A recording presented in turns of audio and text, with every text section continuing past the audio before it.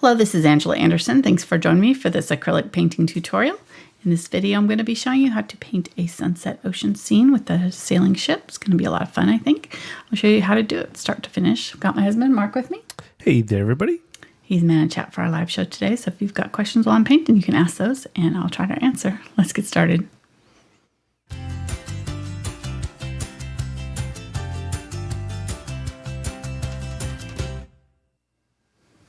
Alrighty, so I'm starting with the blank canvas today. This is a 9 by 12 inch Fredrix mixed media canvas board. They come pre-gessoed, so you don't have to do anything to them, all ready to go. We're going to be using a few different brushes today. I'm going to use a large brush, large flat for the background. This is an Aspen, a 2-inch mottler.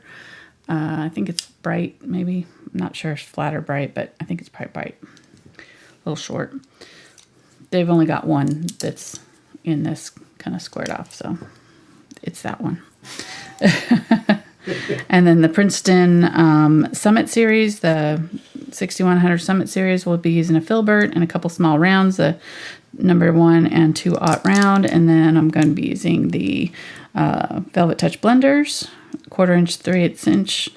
And then a couple angle brushes and various liner brushes. The liner brushes will be important for the lines in the sailing ship. So we're going to be using a ruler though, so it'll make it a little bit easier. So if you're kind of, not comfortable with doing lines, you could also use a pen for this if you want to, but there's all these little tiny lines all in here. So we'll use a ruler to make that a lot easier for you, and I'll show you that later. All right, so first thing we want to do is, well, let's go over our colors real quick. Carbon black. Boy, they're crooked, aren't they? I don't know why they turned out that way. Maybe here, I'll pull this down and it won't look crooked. There we go.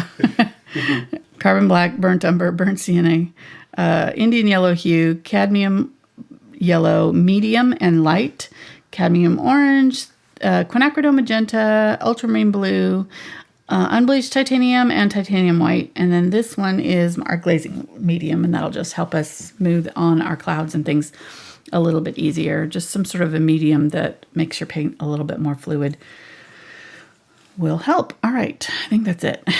This is a chalk pastel pencil, just a water-soluble pencil. Watercolor pencil will work, chalk, anything like that. And you want a straight edge ruler with, if you have a T-square, it's a little bit better because you can get the line exactly even. And I'm going to go up about 1/3 here for the top of our horizon line on our water. So right about in here somewhere. I'm just going to go across. So I have a line there to work with. Let me make sure that that's even on both sides because I feel like my T-square must be getting warped or something because it's not square. I need to get a new one. You can see how much off it was there. It's a T, almost square. Oh. Welcome, wrong. Welcome Sorry. to allergy season 2021. Oh my gosh. We both woke up this morning like... Oh my God. All stuffy nose and all that great stuff. So yeah, I'm not feeling 100% today. No telling what's going to come out of my mouth. I am not medicated up like Mark is, though. So Mark is the wild card today. We'll just keep an eye on him. You never know. Watch out for that Alka-Seltzer Plus. Exactly. All right. So I'm going to start with my large brush here. We're just going to do this background pretty quickly. I need more of the screen showing. Oh, sorry. You do. Thank you. There we go. All right, so I'm going to grab a little bit of white, and I'm going to start with my lightest areas of my sky. So I'm going to get the yellow, cadmium yellow light here with my large brush, a little bit of water. And you notice when I'm dipping in my water, I'm just getting the corner of the brush because it just wicks it right up into it. If I get it up in this part, it's going to drip and get way too much water in the brush. So don't get it up in the middle. Ferrule. When I very first wet it down even, I don't usually dunk it all the way up into here. I just kind of let the water kind of seep up into the brush a little bit. You do want it wet though, and you want to keep it wet while you're working, and that way you'll have plenty of time to push that paint around. If your brush is too dry, it'll just take the moisture right out of your paint. And I'm going to go ahead and spray my canvas once too. That'll give it a little bit, it'll open up the pores of that canvas texture and allow it to accept the paint a little bit easier too. All right, so I just kind of did that middle section with that light yellow, and then I'm going to get the brighter cadmium yellow medium here. That was white plus cadmium yellow light there for the first part. So do that part right there. And I'm just kind of streaking it side to side. I'm not really worried about too much about what it looks like at this point. We'll fix it and kind of, edit as we go. I'm going to get some Indian Yellow Hue now and a little bit of Cadmium Orange, and I'm mixing it all into the same spot here. I haven't cleaned out my brush. And let's go ahead and just throw this down. Actually, let's go ahead and we'll just lay some tape down. Why not? And that way I can work quickly and not worry about my water. There we go. Okay. I would do that before you even start.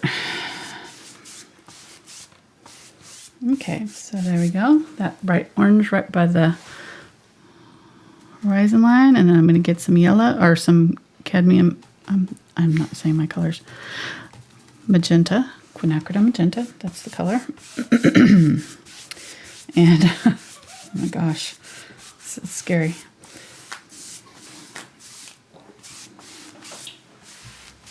The reddish color. The reddish color, and then I'm going to get my white and add it to that color. So the magenta, and then the top part here is going to have that color.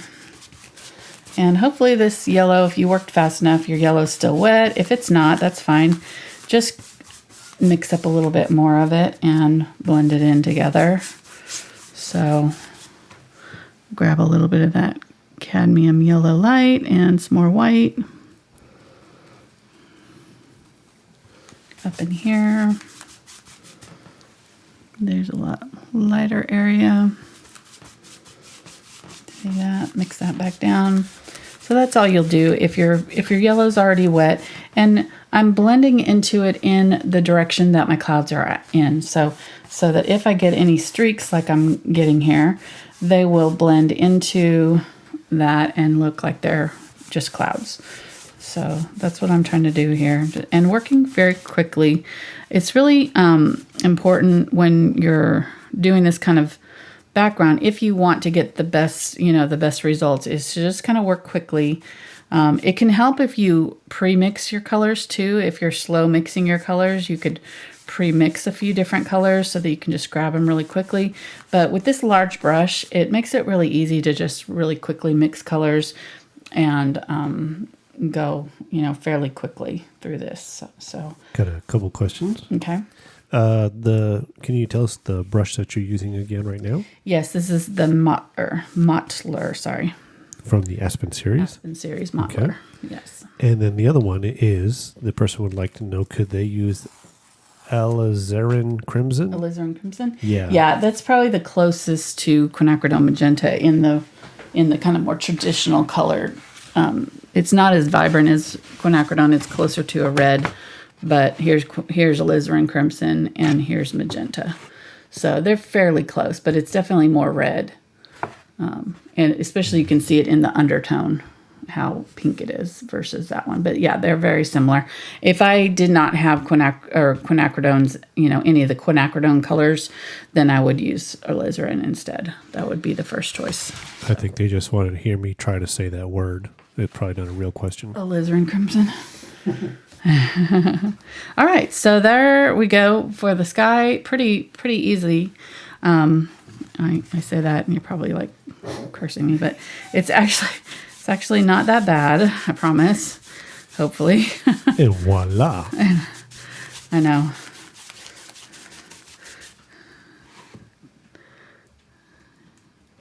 I'm going to get some yellow now and just go bright yellow on this bottom part. I took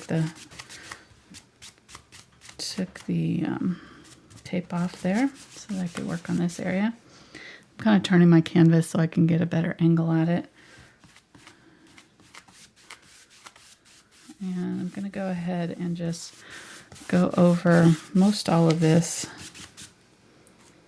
Got all these little fuzzies in there. All right. There we go. And then so let's go ahead and what? They can use any fuzzies they want to? Fuzzies? Yeah, no, I don't know where those came from. Okay, so the fuzzies aren't a crucial part of painting. I would leave those out. Okay. Okay. I'm going to go ahead and, I didn't mention this brush, but I'm going to go ahead and grab a 10 bright here.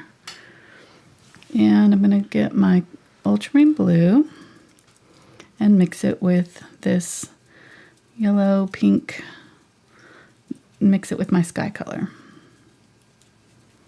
And this is going to be my watercolor, color of my water. Yeah, there we go. It's kind of just a gray, light gray blue. If it looks too dark, you can add a little bit more white. Just depends on how much you had in your brush already, as far as, you know, your lighter colors up here in the sky. If they're a little bit bright, you can tone it down, but they should just be just about right. And I'm just going to very carefully kind of just tap along that edge. I want it to be a little bit fuzzy, so I don't want it to be like a solid line right there. Kind of want it to bleed into the sky just slightly, but I do want it to be perfectly straight. That's really important with seascapes. Okay, beautiful. That's a good color. I like it. Okay, so I'm going to get a little bit more white, a little bit more of my yellow, and go just below it and just blend out. Leave the darkest part at the very top there. Blend it out. I just want to do this before it starts to dry because I won't be able to blend it later. So do about half of it, or, you know, however much you can do without it drying over here, and then come back to it. And then we'll continue to add more.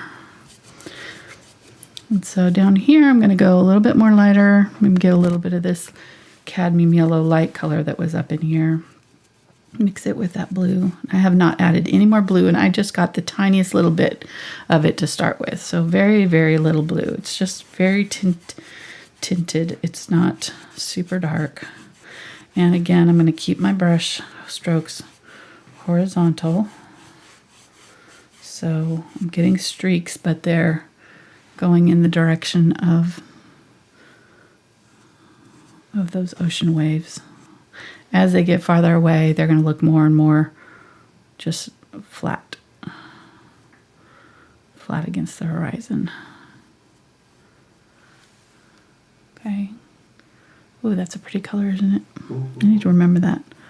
Orange. I don't mix the orange with my blues. I need to mix my oranges with my blues more often because they make really pretty grays. Really, really nice colors. So is this the ship they sank at Oak Island? Maybe. With all the treasure on it? I don't think so. I think this is pretty contemporary. I don't think they had photos when that happened. Are you sure? Because it could be buried also. Pretty sure. They buried the cameras and the photos and everything there. They buried all the evidence. Yeah. Okay, so I'm going to just kind of carefully drag this with very little paint, very light pressure, just to kind of drag a little bit of this blue across my yellow. Keeping it. And this yellow is fairly dry now, so I don't have to have it completely. It's not really blending with it. It's just kind of going over the top of it. Yeah, somebody asked, how do you keep the blue and yellow from mixing to make green? And it is making a little bit of a green, and that's okay. That's okay. Normally you try to let them dry before you... Yeah, you could let them dry a little bit. But blending it helps give it a more natural look. It does. It does. They naturally blend a little bit visually anyways because they're, over the top of each other there. All right, so I'm going to continue this down here now, or up here, I should say, my blue at the horizon line. Again, just kind of tapping along there, just wanting to fill that color in, but the tapping just allows it to be just slightly fuzzy. It kind of slightly overlaps the sky. Okay, then get my light color and go below it and just blend it in.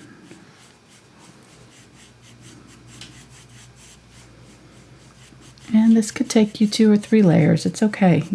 Just do it as many times as it takes to get the look that you're going for. If you don't like it, that means it's not done yet.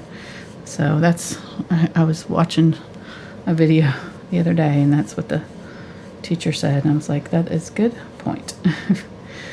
If you don't like it, doesn't mean it's finished. You don't have to live with it being like that. You can come back to it. You can let it set for a little bit and come back to it when you're not so frustrated. That's always helpful too. It can get frustrating if you're, right here sitting on something and it's just not quite doing what you want it to do. And paint's finicky like that. It tends to do its own thing. It's not always cooperative. Okay, so I think that's fairly good there for now. I definitely need to add some darker shadows in my water, but I need to let it dry. I don't want to do much to it right now because it's still kind of delicate and parts of it are trying to dry. If my sky is mostly dry here. Nice thing about acrylics is they dry pretty quickly, so you can move from, I think it's dry enough. You can move from part to part pretty quickly with them as opposed to oils, which you need to let dry for a day before you can come back to them, a lot of times. So,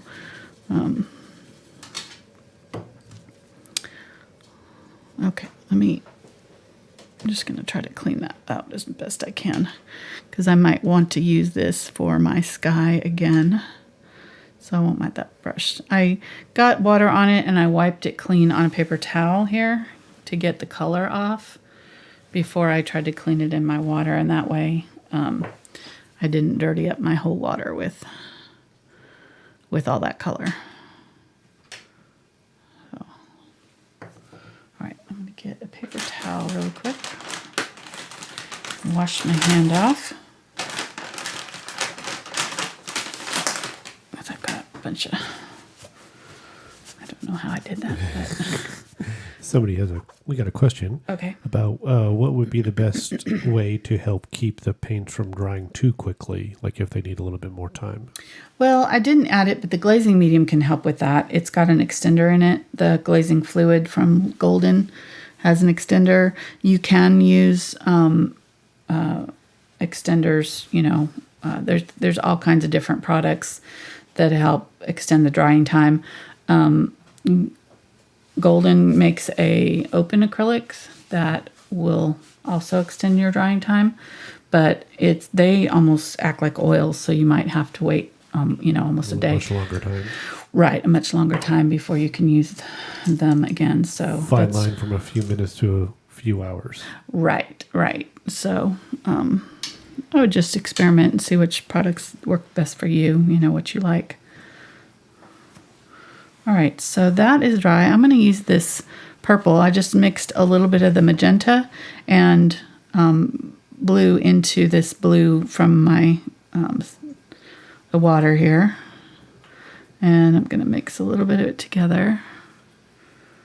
So I'm going to make a kind of more of a purple color.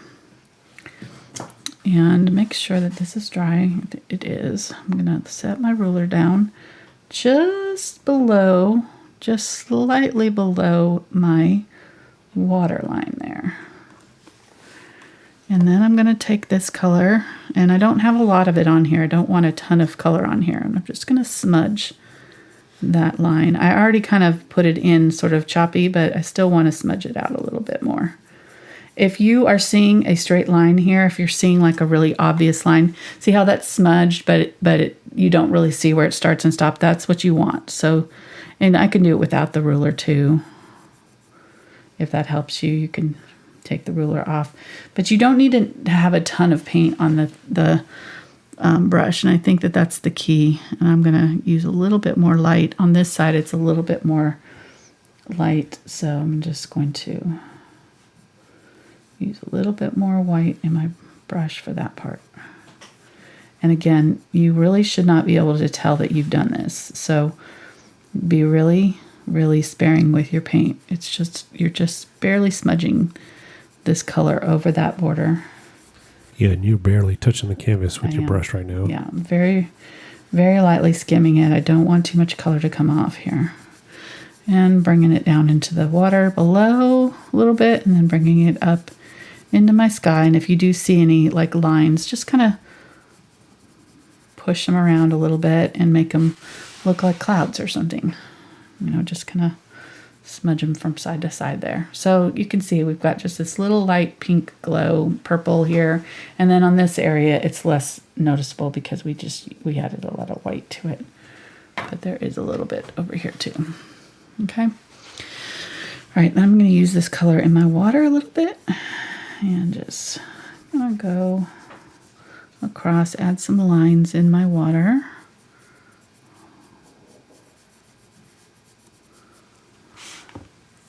It's just the hint of pink. And then right in here, right about halfway up, maybe just above the halfway mark, there's this dark wake line of water that's getting churned up.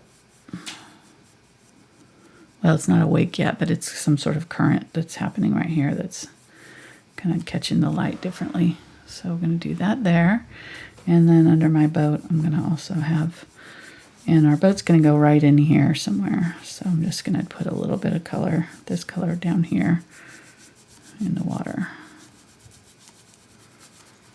And make sure that your blue is dry before you do this.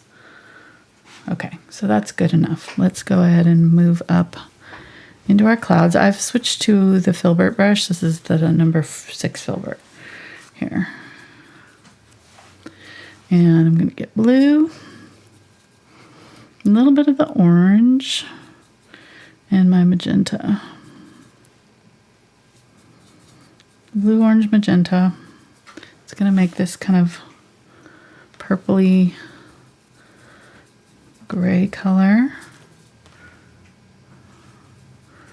And then add just a tiny bit of the yellow. And the yellow with purple is going to dull it slightly. Because this is not a very bright cloud. It's very gray. So we want just a hint of color in it. More blue, more yellow here. And I didn't start with the blue and yellow because I didn't want it to turn green on me. So if you start with the kind of magenta purple color and then add your yellow, it'll be a little easier to control what is happening. So I'm just keeping on adding a little bit more blue, a little bit more yellow. That's about right there. See that color? And that's about the value that I want to. It might be slightly dark, so I might add just a tiny bit of white to it. And then this time I am going to use my glazing medium. And that way I can keep this paint kind of fluid and it won't go on too dark. So I'm going to use this brush. Yep, see how it's kind of transparent? This is perfect. I'm going to go back and forth, side to side here, and just add a little dusting of this clouds. And I might not want to use this brush, I'm not sure, but I'm going to go ahead and use I'm going to see if this works. Use the large mottler to kind of blend that out a little bit. And just do little small sections with it.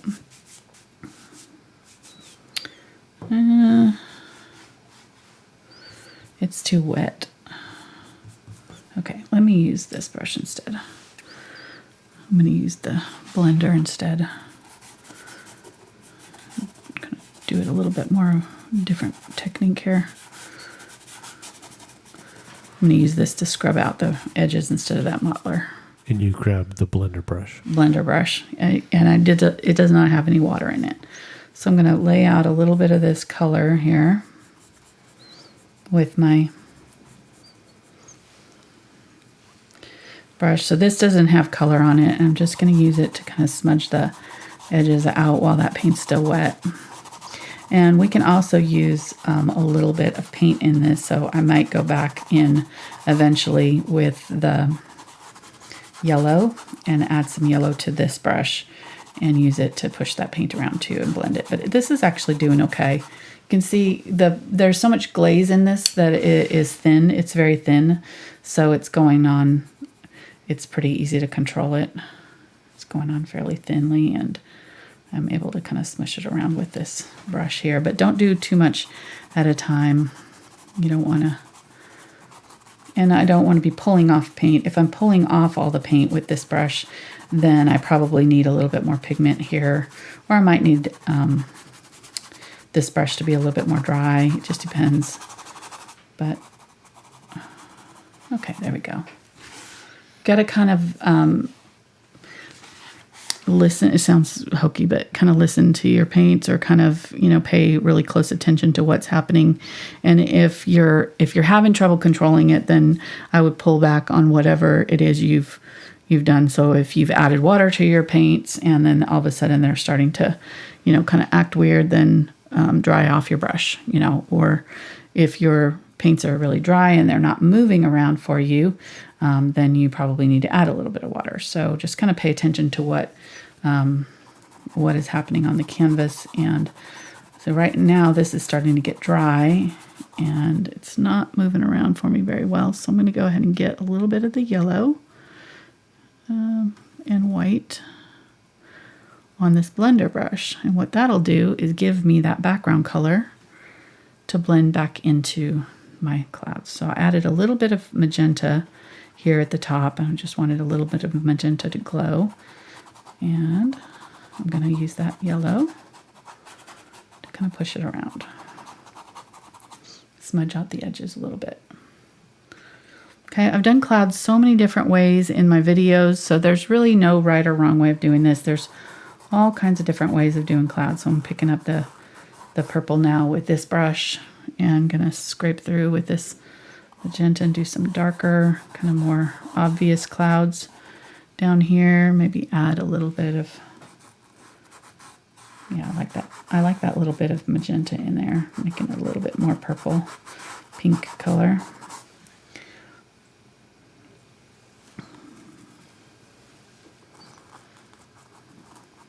See, that's a little bit too dark. So I can use my paper towel. I'm gonna blot it off. Like that. You could use your finger too. I use my finger to smudge out things all the time too. Just be careful because you can be, when you smudge things, I've just wiped my brush off so that I can go back in with this. When you smudge things, you can also lift. They can stick to your finger. So, and if you have any paint on your finger, it'll stick to the canvas. So make sure that you don't have any color on your finger when you're trying to blend things off or move things around. Okay, so using a little bit of the yellow with the magenta here, making kind of a soft coral peach pink. Use that at the top of these clouds a little bit.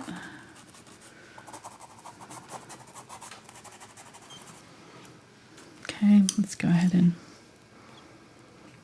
go back to this larger brush here with that bluish purple.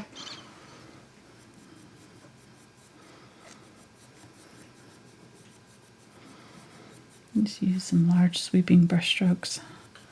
And if I do this light enough, if I have enough of the glaze on here and a light enough touch, I don't even have to blend this out. It should blend fine with this brush. I'm going to get some of this pink peach color with it, get a little bit more of the glaze, and then wipe my brush so that I don't have too much on it.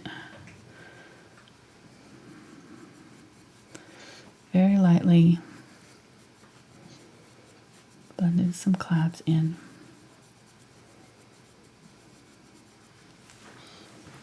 Go ahead and wipe that off. I'm going to get a little bit of that yellow white. A little bit of glaze. I'm going to go just underneath these and kind of soften them up a little bit. See how I just went over those and they kind of just softens up the edges so they look real flowy and pretty. Okay.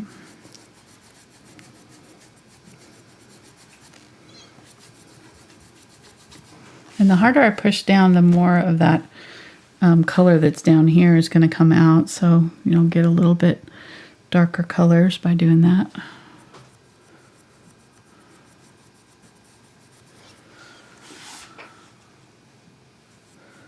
Okay, so now that we've got our first layer out, I'm going to kind of go back in here. This should be dry enough, hopefully. It's actually feeling a little sticky, so I might have to wait a little bit. Let me see, yeah, because you don't want to lift off what you've already done. When you add new layers, you always have to, unless you're blending them into each other, you need to let them dry completely before you add your next color, because otherwise they will lift off the colors that are drying underneath. And that, you don't want that to happen.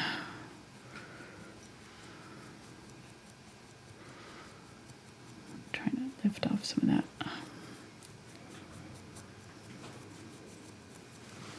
Okay, let me use this brush here. Get a little bit of the yellow and white.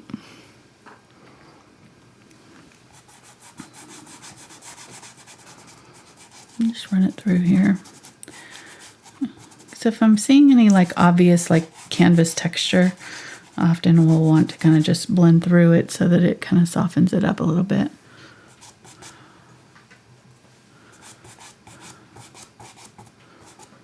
Blends out those layers.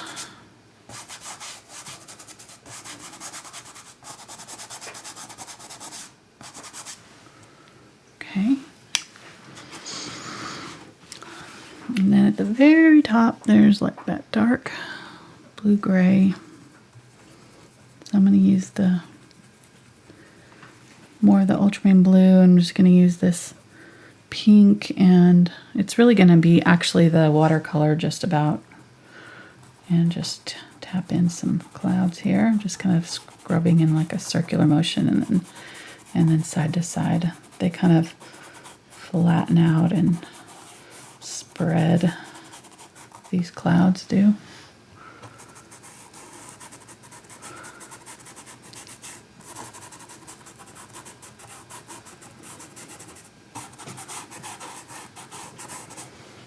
Okay, there we go.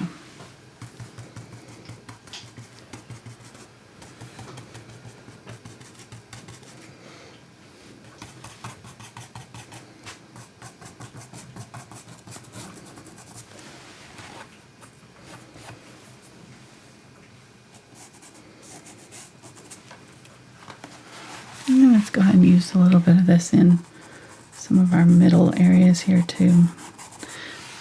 Just a little, we've got a little bit right there.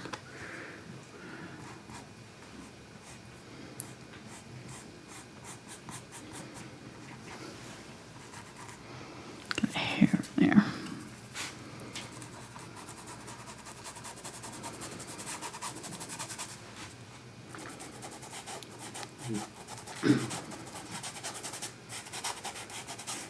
How's everybody doing today? I didn't even say hi. I think everybody's doing well. Good. Got people from all over the world today tuning in. Very good. Hope you enjoy what we're doing and subscribe and share it with your friends and all that good stuff. We really love getting to hang out with you guys on the weekends. Either that or they're duct taped to a chair being forced to watch it. Could be that. One or the other. Well, they may be trying to fall asleep and somebody was like, here, I know the perfect person to listen to. Or they want to get really mad, and so they want to listen and hear me. Get them all riled up. When you get them mad. Mm-hmm. Yeah.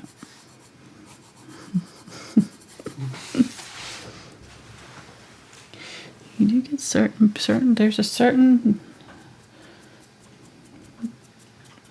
It's usually the people who just really want to get to the art part, and they don't want to hear us chatting. There's a certain group of viewers that are like that, and I get comments every now and then, but hopefully most of the folks that stick around and watch us regular, they kind of know by now we like to talk.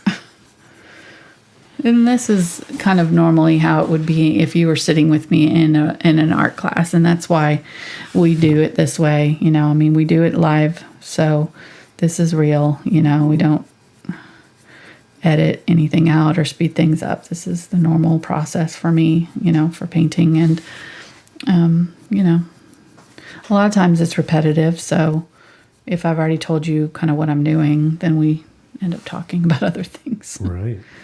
Like how we saw like the most incredible art this weekend. We did. It was really cool. We went to Crystal Bridges, and I think my life is complete now. yes, Mark got to see a stickman actually in a museum. So his life is... I got to check the copyright infringements though. I think, don't I have copyright on Stickman? I'm not sure. Are we allowed to show the photograph of somebody else's artwork? Sure. I don't know their name, though, to give them proper. Right here. Mark's pointing to it. See that? It was awesome. Yes, we enjoyed it. It was great. And of course, leave it to you to find the Stickman. I didn't even notice it until you're like, hey. It's like you've been looking for that your whole life. This specific art installation took up 3 entire walls in the gallery, and there was over 5,000 pieces in it. And I found the one Stickman. Exactly. I was looking for a tank. Sadly, truth be told, sadly, it wasn't there. I don't think. Well, they were prayer things, so I don't know if that, you know, they were like little prayer. What was it called? I can't remember. Yeah, I forget. But anyways, prayer somethings, prayer pockets. I think that was what it was called. Anyhow, yeah, it was a collaborative project. People sent in the. And then the artist assembled them all together. It was really cool. Very colorful. Very interesting. Mm-hmm. And again, Mark found the Stickman, so his search is now complete. All right, so there we go. We've got pretty good cloudy, moody sky there for our ship. I think I might add just one more layer of kind of orangey glow. I kind of see a little bit more orange in some places, so I'll use my large brush for that and just go over the top of this with, let's go ahead and use the Indian Yellow Hue. I think that'll be good. Indian Yellow, a little bit of magenta and orange, and just some glaze. And I don't need it everywhere, but just kind of in some of these areas, especially like around the mid.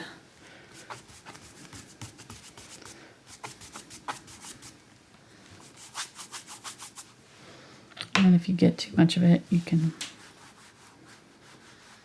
wipe some of it off. Help blend it in with the cloth. Excuse me. I have a feeling I'm going to be doing that a lot today.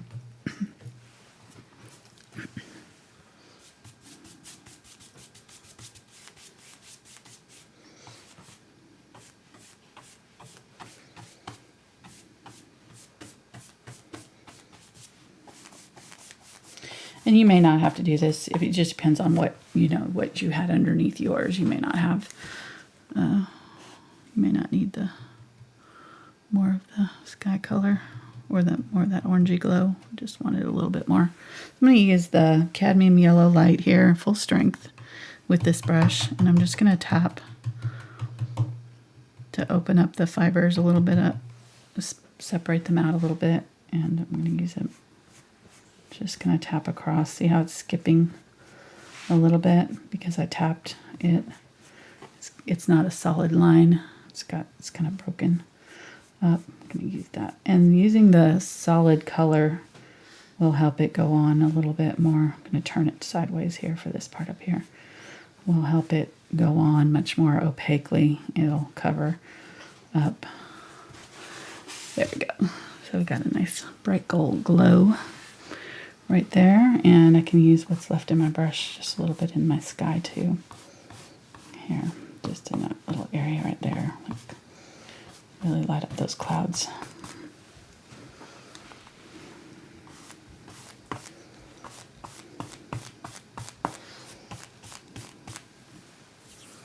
Okay, there we go. All right.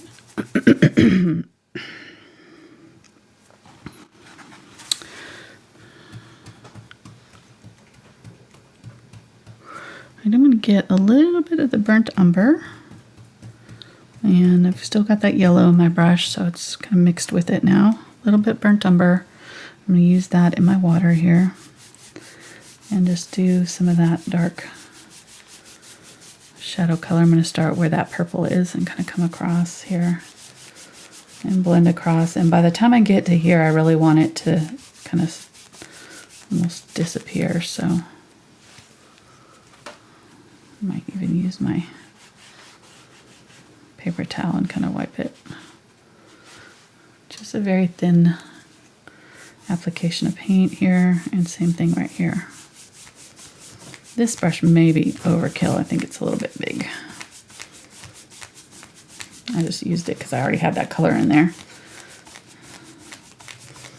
So you want the yellows to start with, and then you add a little bit of burnt umber to it. Or, I'm sorry, burnt sienna to it to get this kind of golden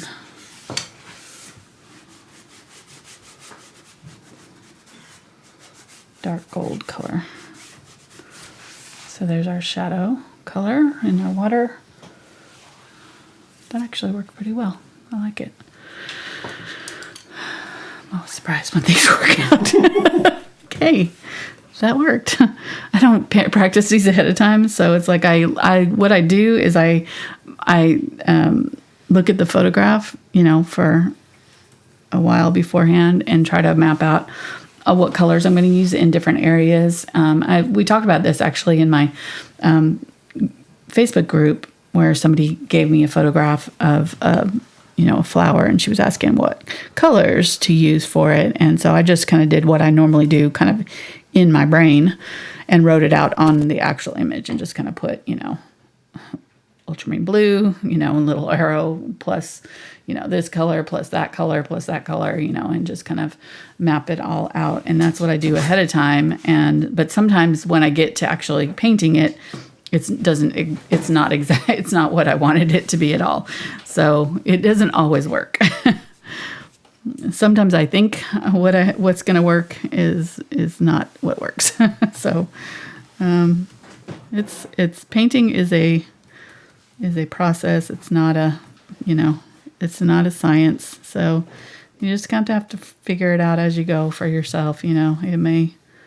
And you're loading your brush differently than mine. And, so you may have just totally different results, and that's fine. That's part of the beauty of art is that, I can have a classroom full of people doing all the same thing, and we're all going to have different takes on it because we all see things differently. We all, load our brush differently. We all have different handwriting probably. So it makes sense that we would all have different ways of painting too. So, if yours is turning out differently than mine, don't stress over it. Just embrace the difference and kind of realize that that's your own style. So kind of try to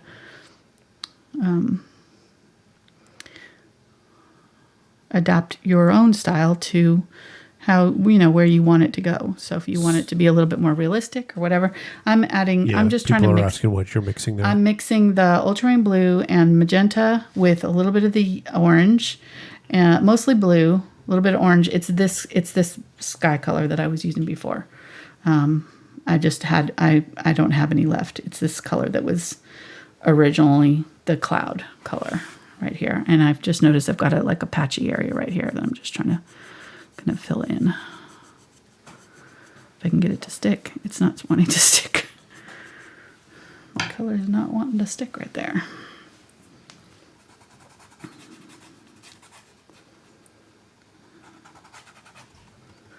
Don't know what's going on with my canvas there.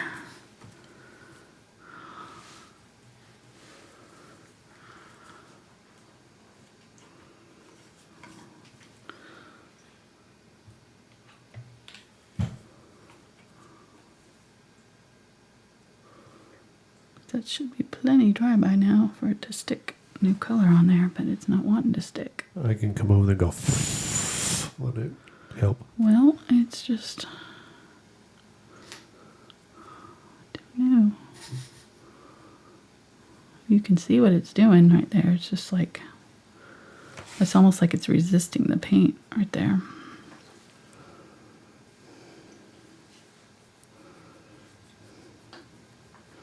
And that'll happen sometimes when you try to paint over an area that's trying to dry. So it just could be that it's still, the underlayers are maybe not fully set up or something. But it should have dried by now. Yeah, somebody says I have a lot of hot air, so it should work. You let Mark blow on it. There we go. Okay, so just a lighter touch there, just trying to get it to accept the paint there.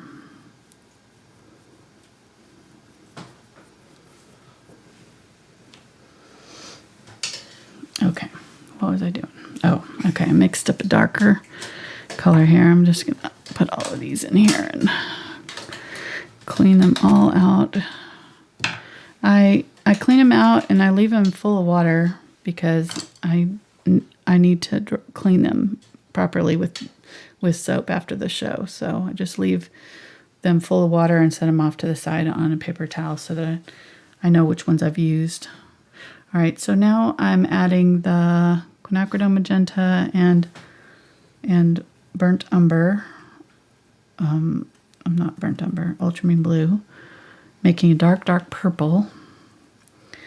A little bit more blue than magenta here, and I had that burnt umber color also. I'm sorry, burnt sienna. I keep saying the wrong color. Burnt sienna in there also. So burnt sienna, quinacridone blue, more blue than any of the other two. Mixing that up, and I'm going to use this right along this separation. You see the separation between the light and dark right here?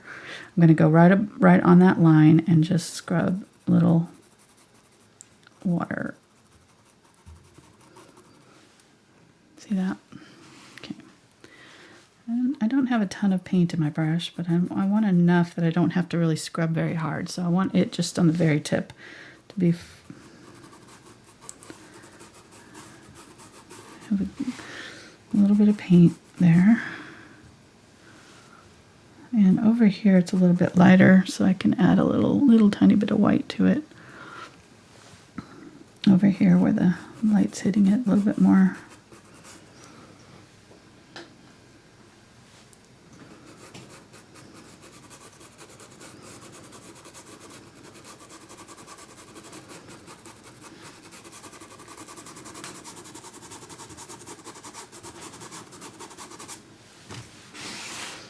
That. And so this is going to be the ripple in the wake of our boat here. And I probably, at this point, I need to put my boat on. So I'm going to go ahead and use the thing. I'm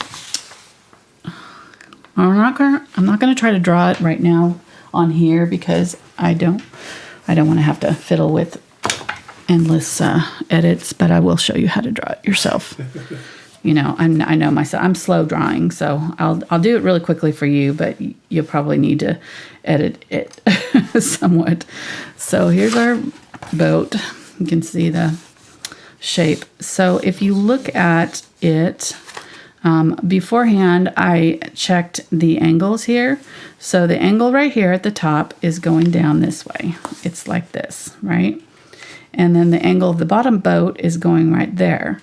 So that tells me that my vanishing point is right about in here. And everything in between that is going to line up with that. Okay, so it is, oh, let's turn it this way so you're getting the full effect. So here's our horizon line is right in here, right? About a third of the way down.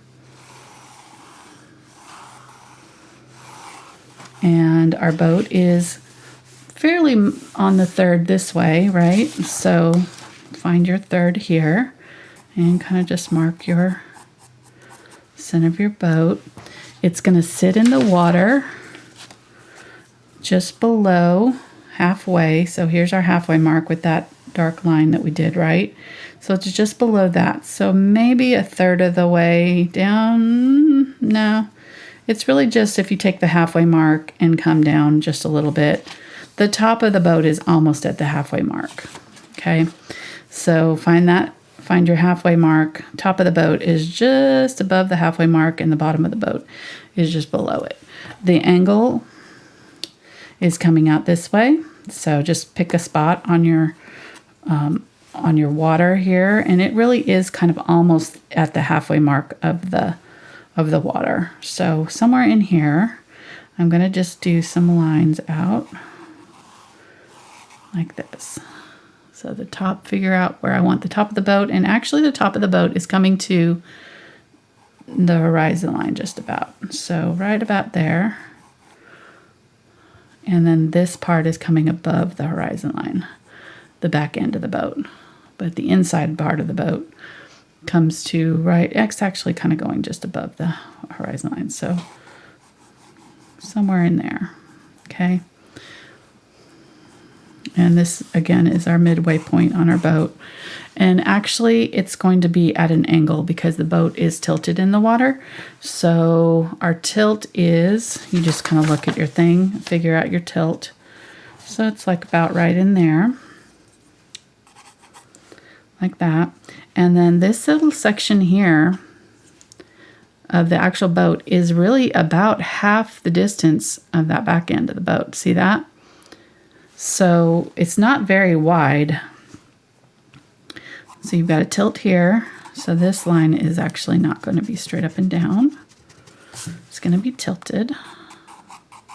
This line and this line will match up as well as all of the lines on the sides. So right here and here and here, see how these are all kind of basically equal distance there, okay? Then we're going to have a curve here, here, and up here. Those are all going to match up.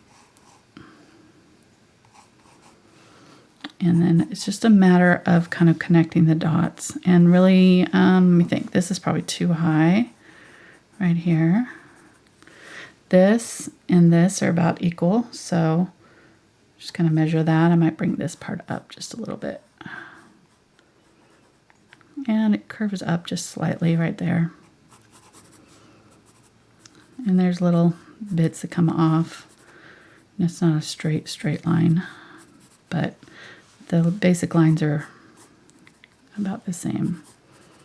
So there's all kinds of curly details that are going to be in here. We're not going to actually kind of paint every little bit of this. We're going to just kind of give a suggestion for that detail there. And then all of our windows are also going to follow this curve. So we've got these little windows down here. And then in the boat comes in a little bit where it's going down into the water. And we can erase the center line. You see it down here, but you don't see it anywhere else.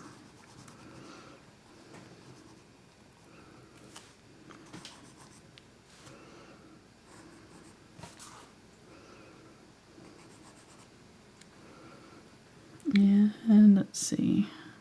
So just above this mark here is the part of the boat there. Curves out just slightly. And then it goes up and there's the rail there. Again, I'm not doing a very good job of this. Again, this is why I'm not trying to do this. I think the whole thing needs to be wider. I made it way too narrow. You're rushing. I'm rushing, yeah. But I'm just trying to give you the basic idea of how you would do it yourself. And then our actual masts are going to be quite larger, or they're going to be very tall. And they're not actually straight up and down. So you see the angle is slightly tilted. So you're going to be more like this.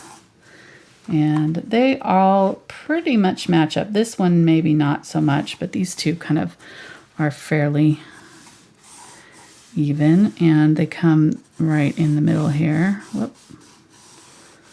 And you can use a ruler for this part. I would definitely use a ruler. And you've got your cross pieces coming across. They're not quite flat to the horizon. You see the horizon line here. This one is more flat to the horizon. This back one here is more flat to the horizon. It's about right in here somewhere. And then the one above it is just slightly tilted up and longer. But it comes out to about the same spot here. It just comes out longer this way. Like that. And they're a little bit wider at the base.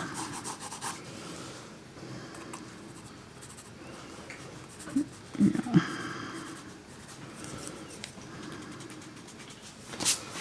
Did you get the idea?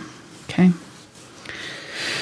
And then all of our little lines are going to come down at an angle on either side. They come off just a little bit right here. So they're kind of connecting up there. They're going to connect up this way and all in through here. So we'll go through all that. And then like right in here, there's going to be that little, right up in here, there's going to be that little, what is that called? Widow's, what is it called? Can't remember. There's a name for this little thing up there. Close. Crow's nest. Crow's nest, thank you. Widow's something. Widow's peak. Well, that's what I was thinking. Widow something. I think Widow's that's nest. Widow's nest. Okay, sail rolled up there. This one doesn't have his sails unfurled, so. Okay, so very badly explained, but you guys got the idea, hopefully. All right, so I'm going to set this up here and make sure that I have it lined up with my horizon line. And place it where I want my boat to be in the water. That looks about right.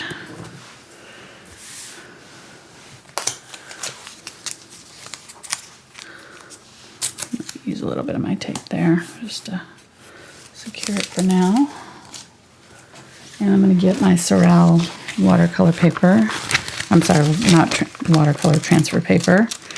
And let's see what color I want to use.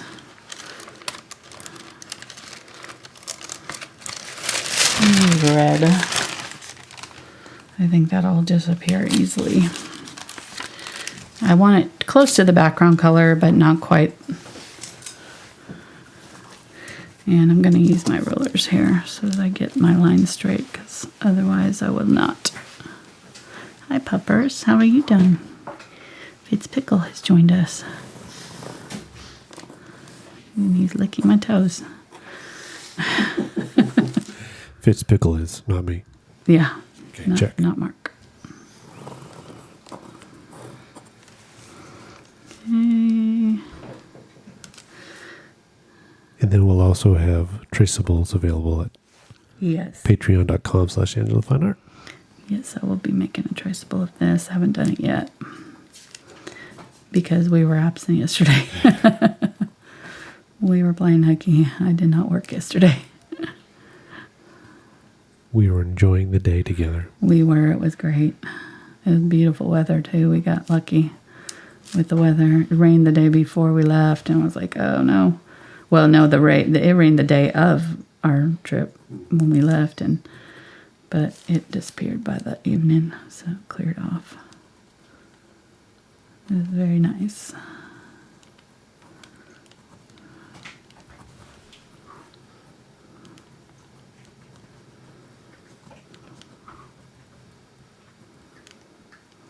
I'm just going to do these 3 lines there.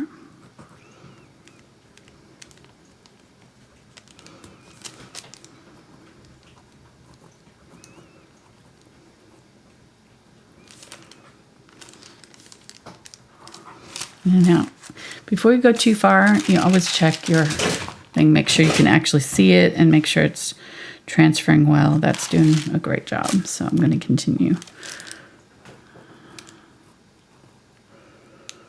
And there's actually people up here. I don't think I'm going to paint them in, though. I'm just going to...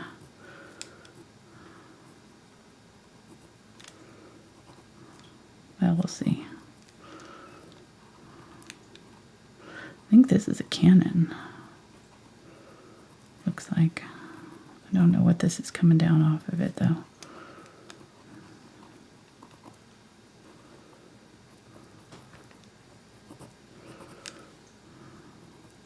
Some gun ports here.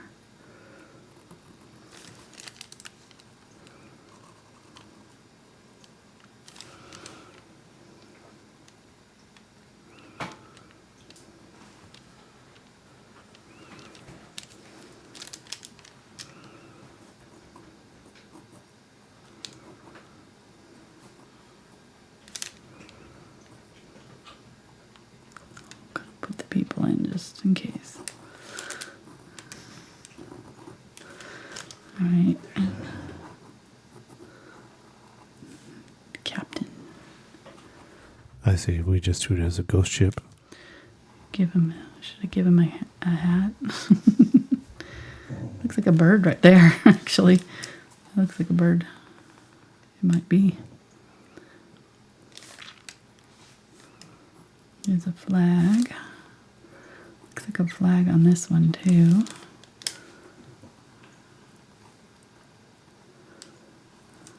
And most of this is in silhouette, which makes it a lot easier to paint. So we're not going to have to actually like figure out what's in front or not. You know, everything's going to be pretty much the same color, which eliminates a lot of the difficulty, you know, with the painting like this. All right, I think that's good. Let's go ahead and kind of indicate a few of these lines here just to give myself a head start on where they go.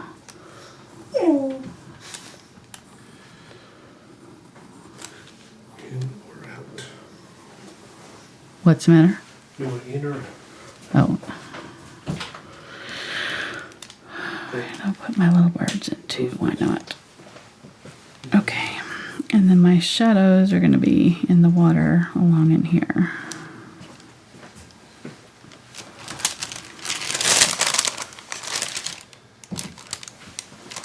Okay, so now I'm just looking, making sure that I didn't miss anything important in my details. Oops, I think I didn't do this. There we go.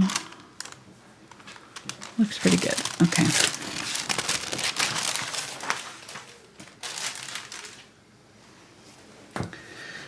Alrighty. So I'm gonna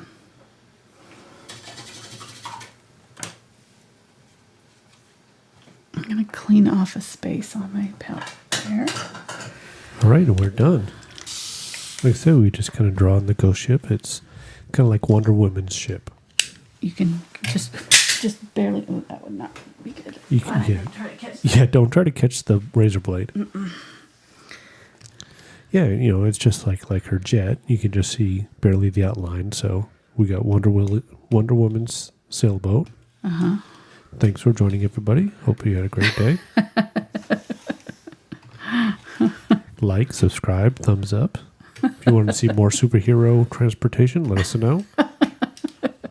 I can paint all the invisible stuff.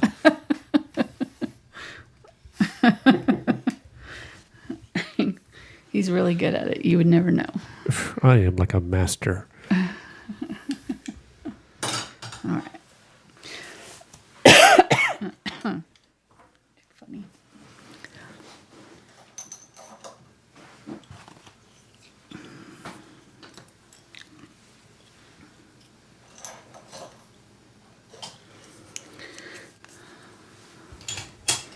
Sorry, I'm organizing my studio. I don't know why I'm doing that right now. I don't have to do that right now. I can do that later. I'm putting everything back where it goes. This is my obsessiveness, sorry, coming out. I have to put everything back where it goes. It bugs me when I can't find things. It's It's like my biggest pet peeve.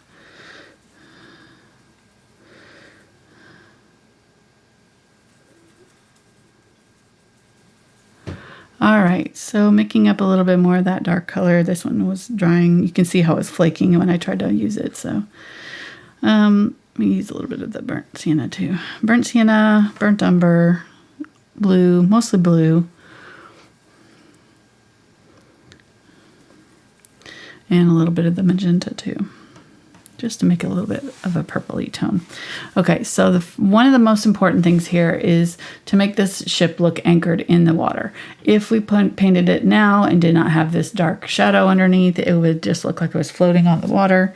So this is what's going to make it look like it is part of our ocean, or down into the water, you know, kind of thing. So I'm going to go off to the side here, going right up to that line that I drew, but I'm putting my brush strokes in side to side. So even though I'm doing an angle, I'm going side to side with my brush here, keeping that horizontal motion in the water. Okay, really, really dark right there. This whole area right here is really dark. And then it starts to break up down in here. Some start to get a little bit lighter with my brush strokes. Let them skip around a little bit. And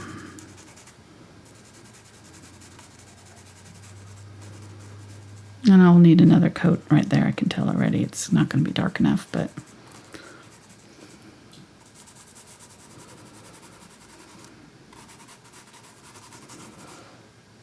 okay, there we go. And here's our line from before. So I'm going to continue this line all the way up here and make sure that it's really dark just above it, right there.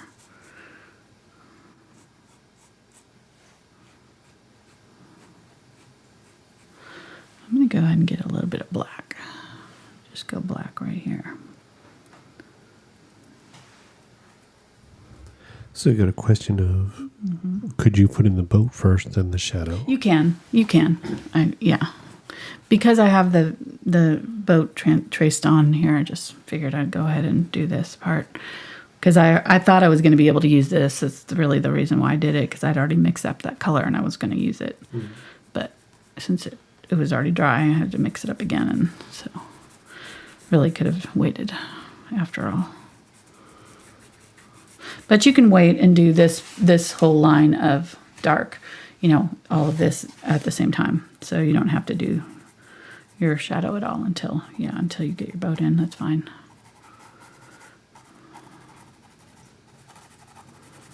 Okay.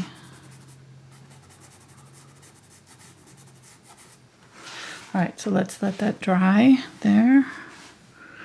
I'm going to come up just a little bit more with this line. I'm going to continue this line all the way up there.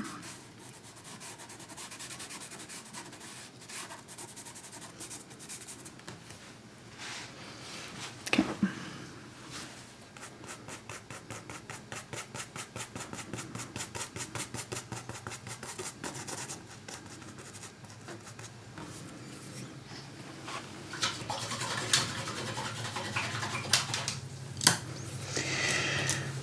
All right, I'm going to get my number 1 round here.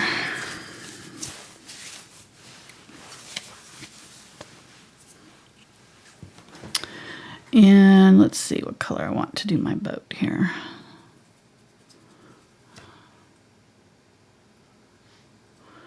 Get old burnt umber.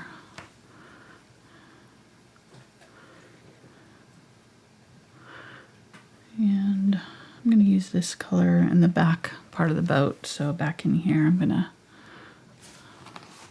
use some of the water color.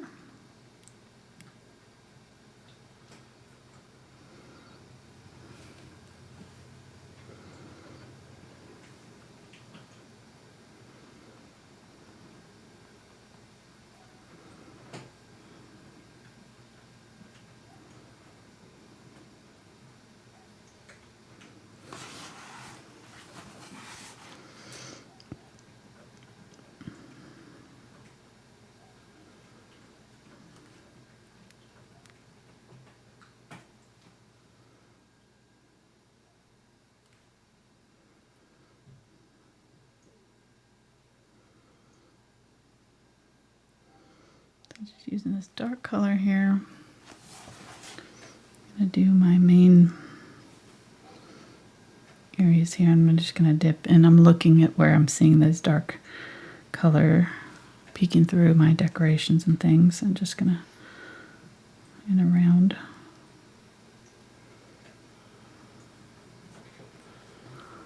Paint that part in first. How you doing, hon? I'm doing okay.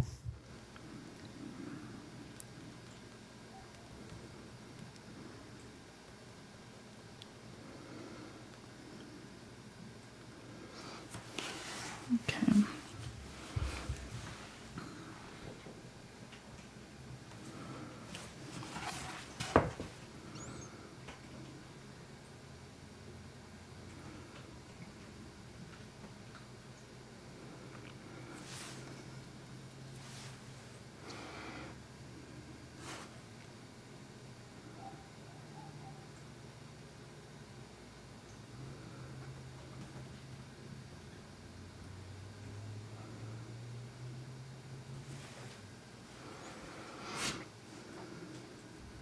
How are you?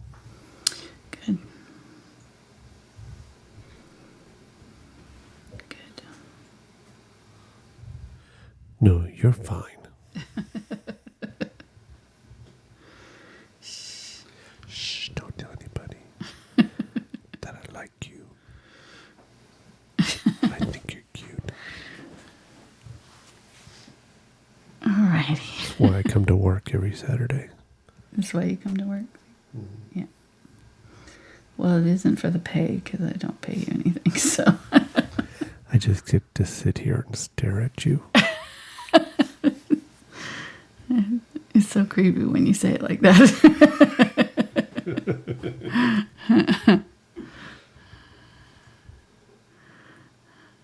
All right, unbleached titanium, burnt sienna, and a little bit of the Indian yellow hue. I'm going to use this for my gold areas on the back of my boat here. I'm literally just dabbing right now. I'll put some highlights in later, but just really gonna trying to get a little bit of this color down. This brush is too big. I'm gonna have to switch to a smaller brush here very shortly. Okay.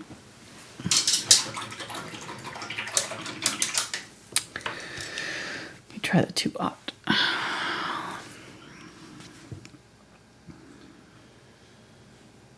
Unbleached titanium, Indian yellow hue. Let's get a little bit of this burnt umber.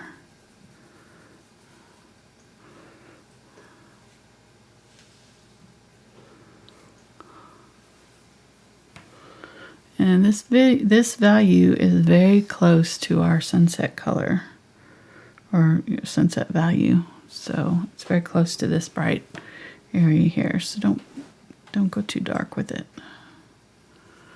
Right here.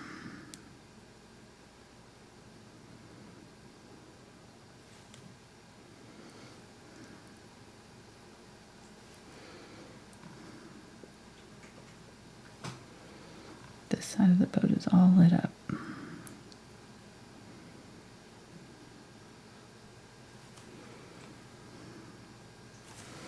I'm gonna get my white, just do it. Almost white. It'll dry darker, but I'm gonna help it be more visible right now.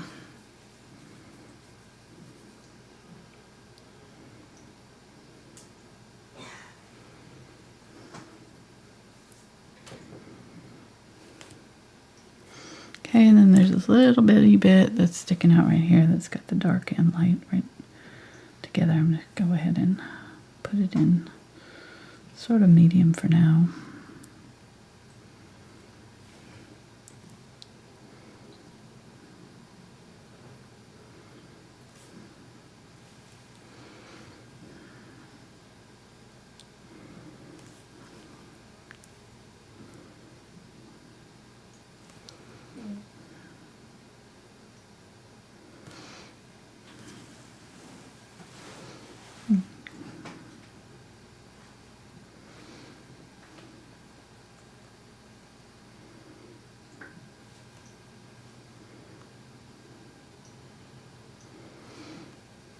tried doing these little gilt areas here that have the little bright highlights on them on the back part of the boat there.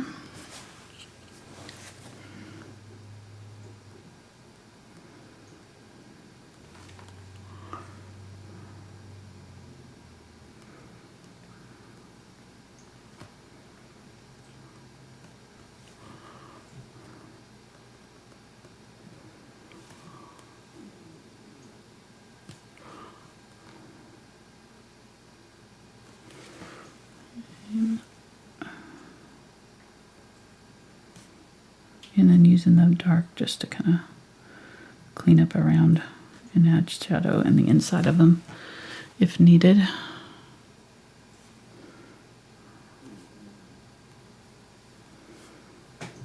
Your stomach's growling over there. Making a lot of noise. Yeah, I noticed that. What'd you eat? I had some chocolate just before the show. That could be. That could do it. I had some of the leftover Chinese, too. Hopefully it was still good.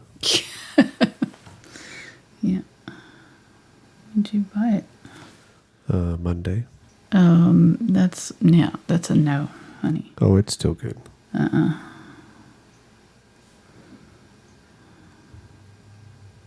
Yeah, my stomach agrees. It's still good.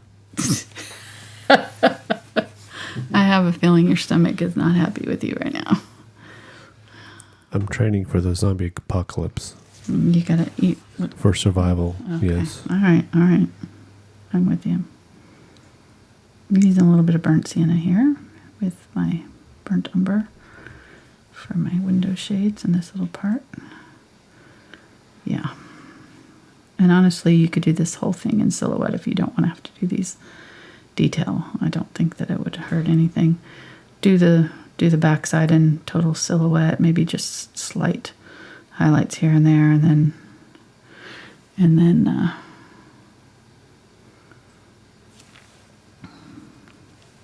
do just a little bit of the light colors on the side here where the light is hitting them. I do think that's important. Give it a little bit of that light where the light is hitting it.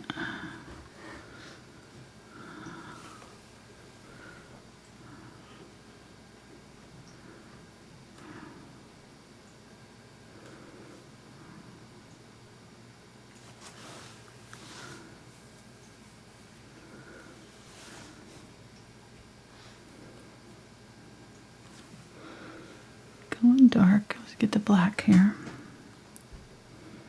Make sure I've got nice dark areas in here. So any of these areas that are supposed to be really dark, maybe just pump up that contrast a little bit here.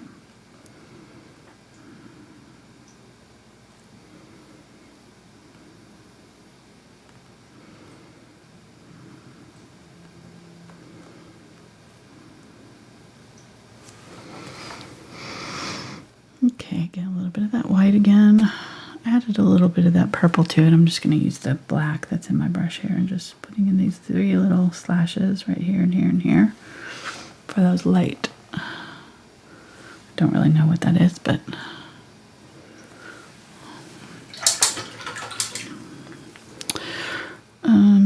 there's a little bit right here too.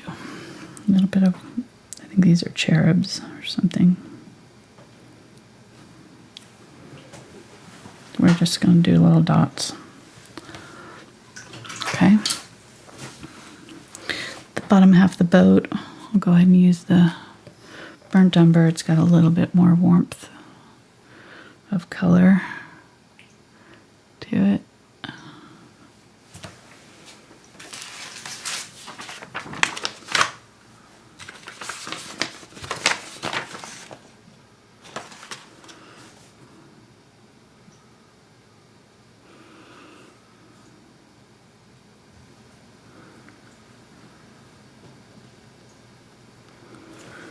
Get that black and do the black dots that are here.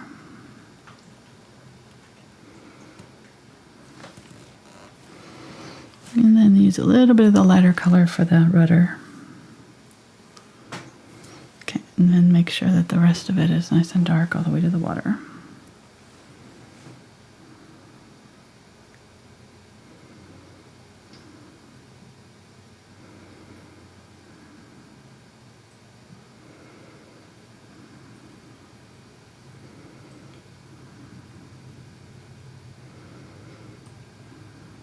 And the thing is, it's so far away and, you know, so small that you're not going to really be able to see a whole lot of this detail from as far away as this boat is. So I forgot to put this detail down here when I drew it.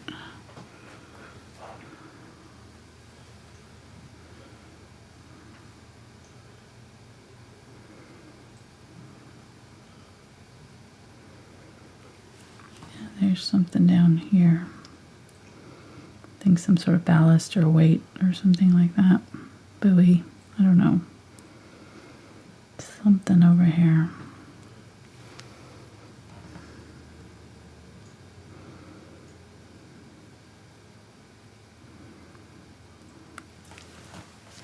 Hanging off the side of the boat into the water. And it is trailing a wake right there too.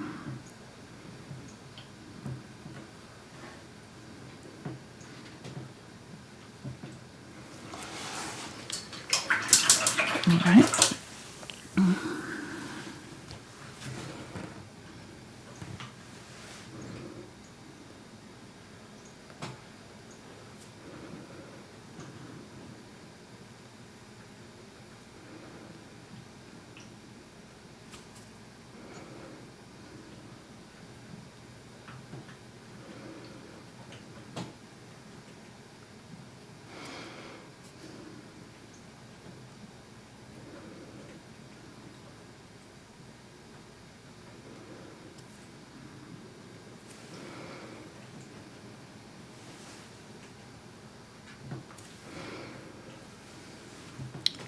One of my little things there next to it. There we go.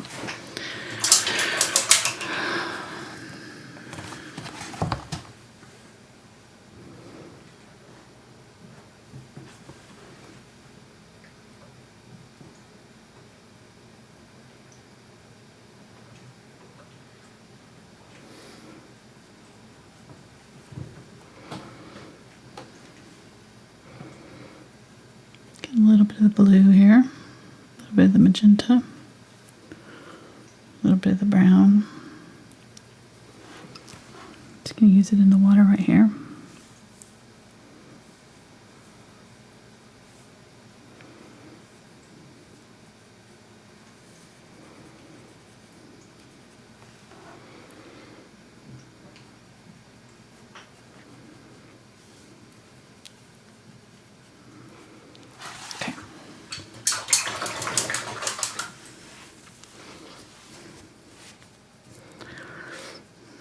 Burnt Umber, burnt Unbleached Titanium. Sorry, I can't say my words.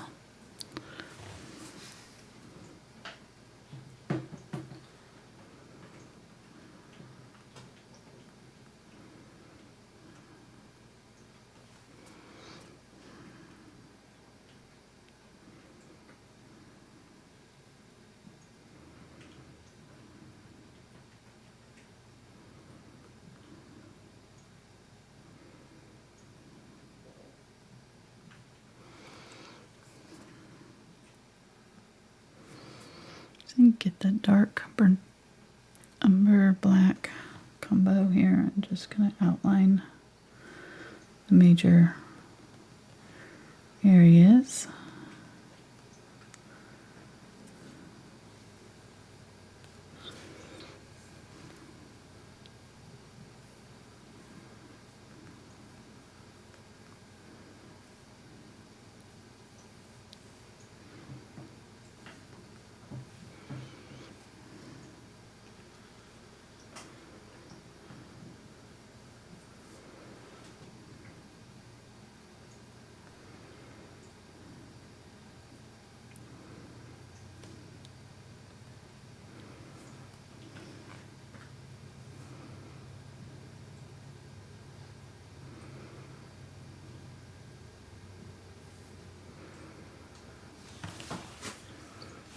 peoples there.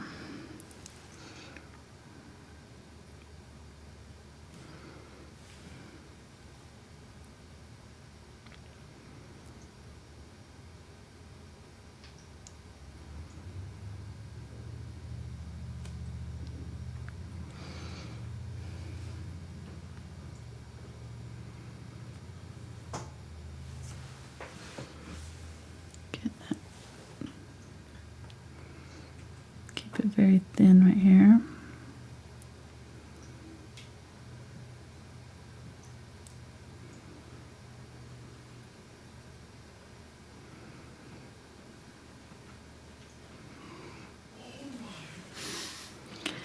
And then that dark black color that's right up against the water, right at the very bottom of the water line.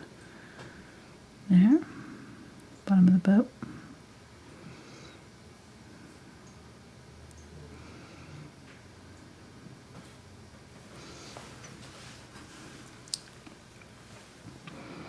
And there's a line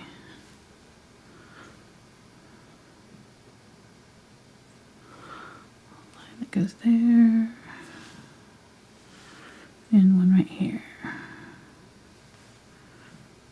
All of this is very dark.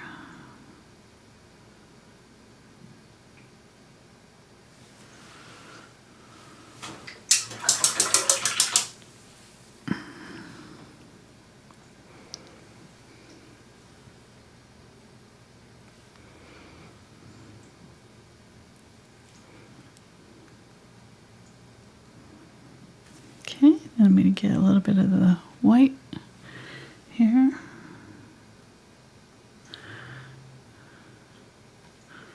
And just hit up some of these areas with a little bit of light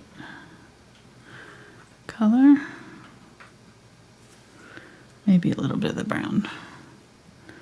Just highlight some of these areas on the boat here.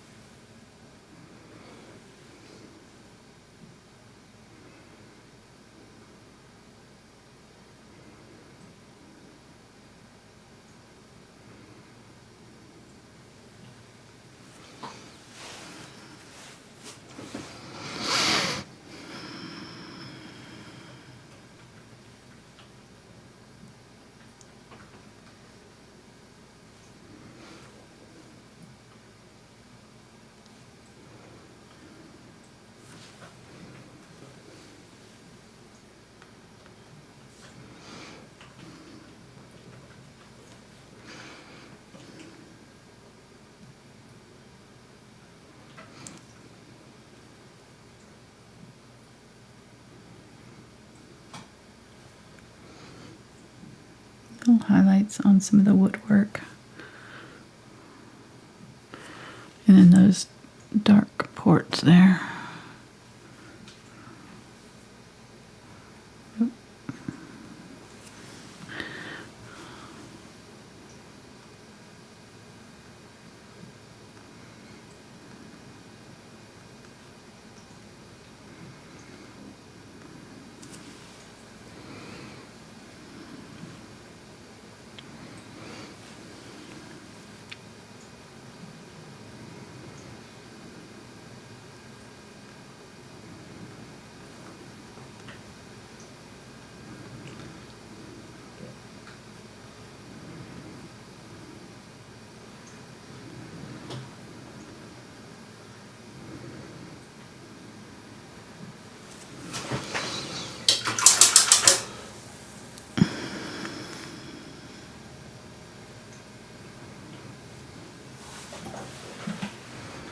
You're doing pretty good over there, babe. Well, thanks. These little windows are moving around on me. I didn't get them in the right spots, and so now I'm trying to push them around. Well, put them back where they want to go, and they don't want to go there. They're just fighting me. You're putting a lot of detail in there, and some people are like, well, I think I'm just going to just do full silhouette. You can. Yeah, absolutely. I would say there is nothing wrong with that. You can just leave the ship out completely. You can put Loch Ness Monster in. You could leave the ship out, I think. I'm gonna get a dark.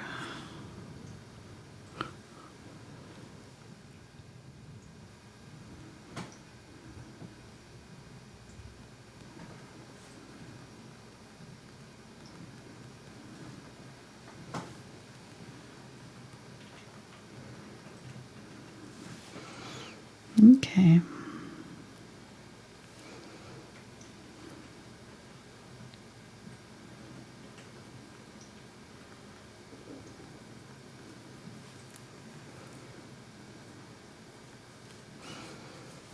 Just little.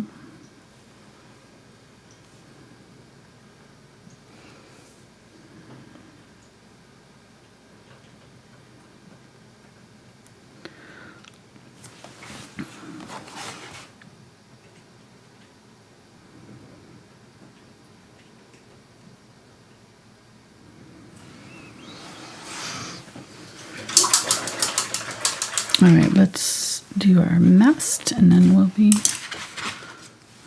almost done there.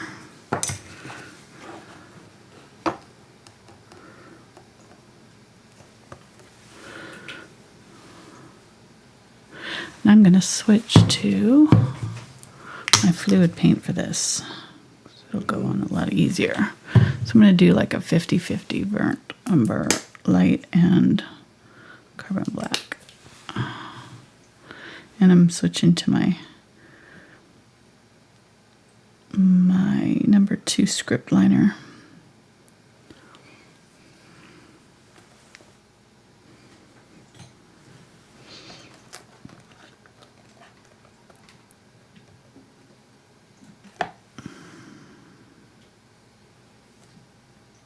A little bit thicker with it as it at the very bottom there.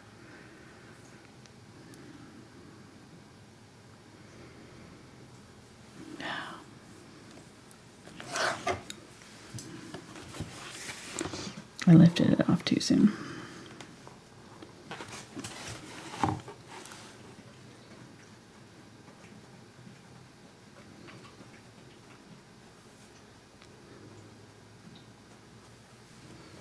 Okay, try that again.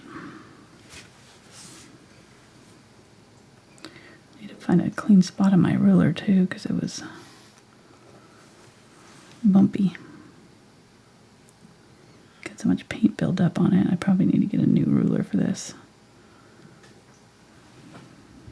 What if you flip the ruler over so it's flat against the canvas? Yeah, could do that maybe.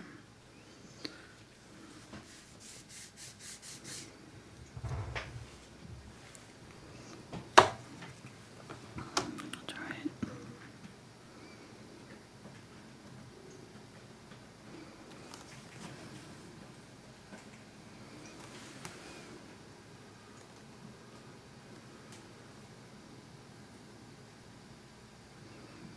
I feel like I should have just done this by hand and not done the ruler because the ruler's making my line uneven.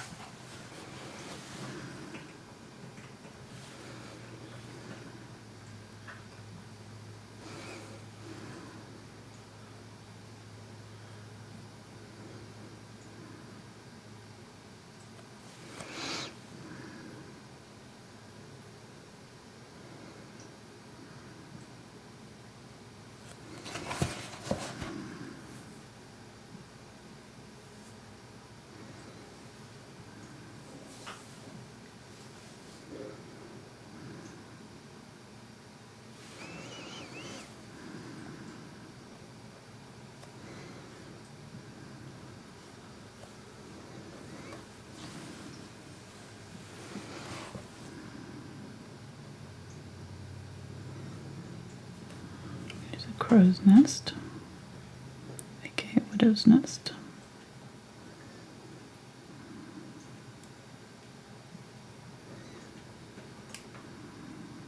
I'm probably making that up. I might have heard it in a book. Who knows? So somebody had mentioned earlier that you may be crossing it with the Widow's Walk, which is at the houses. It's that railing, where they would wait for their loved ones to come back from sea. There you go. That could very well be it.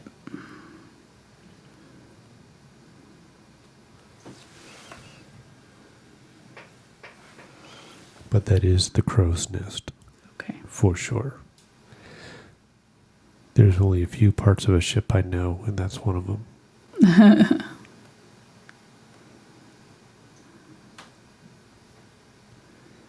Do you know which is starboard and which is port? Yes, I do. Really? It's easy to remember. How? Port is left because there's 4 letters in port and there's 4 letters in left. Really? That's how you remember it? Yep.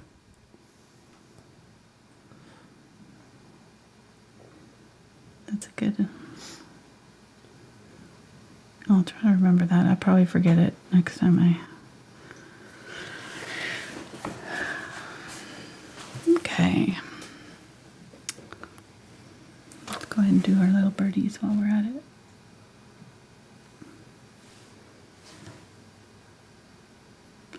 Just little M's, really.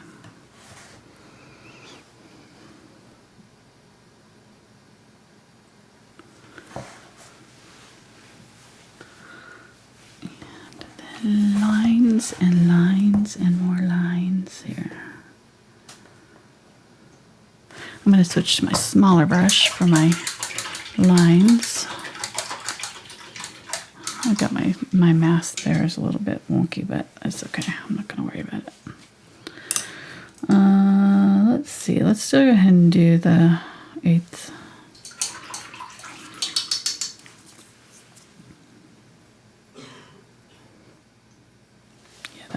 Especially I should have just done it by hand.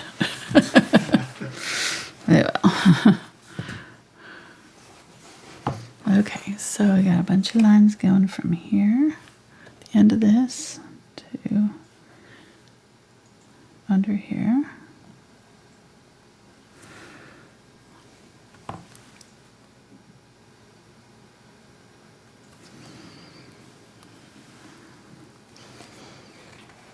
And then lines going all the way from here all the way up. So again, you can use your ruler. Mine, maybe not. Mine. Figure out where you're connecting it to. Now, some of these lines are kind of curved. So like this one here is curved in slightly. So you may just have to do it by hand or do it with a pen. I would say this is probably going to be the hardest part of it is the line work. Just getting it right. But there's so many of them that I feel like you could probably... Oh, I missed one of the little cross pieces here. In which is this? Is a script liner that you're using? Mm-hmm. Okay.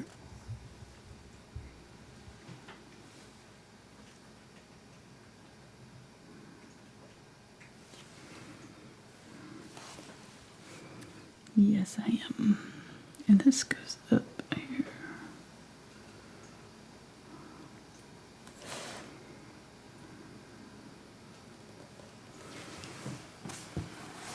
No, I'm using the, not the script liner. I'm using the 18-aught short liner. Oh, sorry. No. 18-aught short liner. Got it.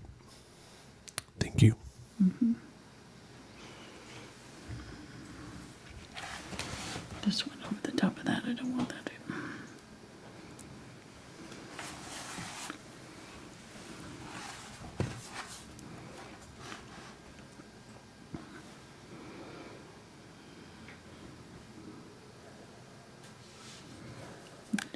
Lines everywhere.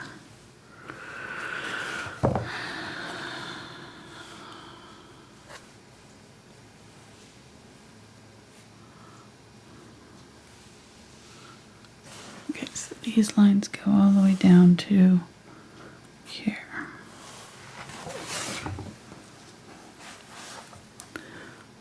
Way down to here to that. And the ruler can help you. I also kind of just line my hand up so that I know if I, line it up as a practice, and just kind of see where my natural hand and tilt this so that it's exactly where it needs to be, and then just run it's almost like using my hand as a ruler in a way. But that's just after years of practice, so it may be. Let me see where these are going to. I can't tell. Let's just start it here.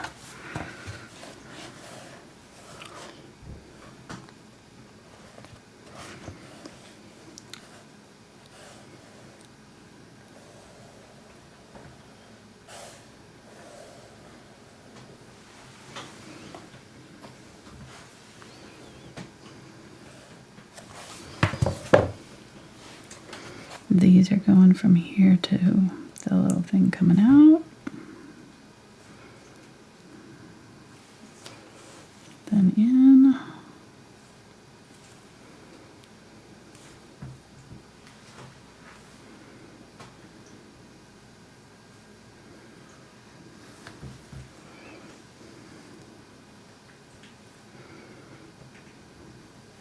So each one of these points here is going to have like a triangle around it, each of the little cross pieces.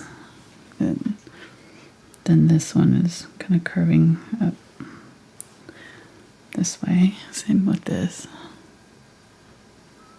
Curving across.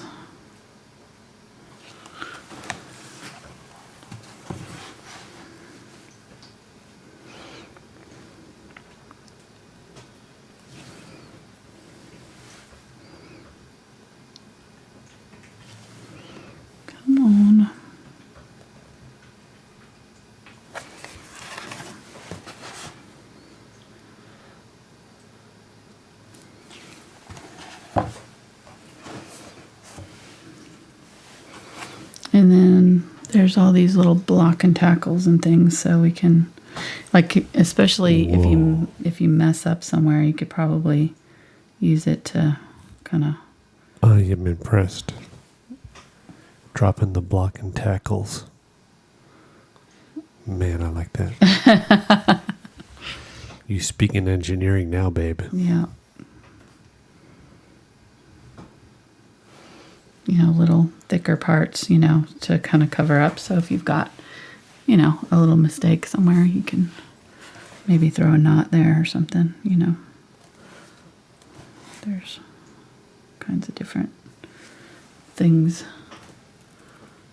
in all these little spots. So my ladders, or my rope ladders, are going from this out to the edge. So right from here out, there's several lines kind of converging in a very short area. And then there's little cross pieces. And there's another set of ropes right here. Or another set of ladder.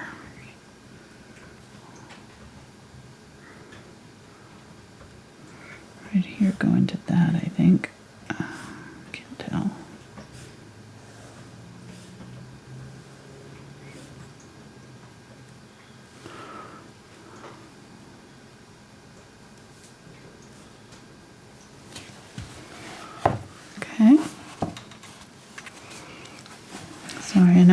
it's hard to I'm having a hard time seeing where these all go to. You're just going to have to look at the reference photo and kind of follow it like I am doing. There's so many different little lines everywhere. I honestly don't think that it matters really. Yeah, like you're saying, I don't think it really matters all that much. There's so many that are kind of crisscrossing and everything in this whole area. Right. That, and it doesn't matter on a ghost ship anyways because it's powered by something other than the wind. So, I mean, because this one's moving through the water and there's no sails or anything. So obviously it's a ghost ship. Just saying. I didn't think about that. That's how you can tell. Yep. Okay. Good to know.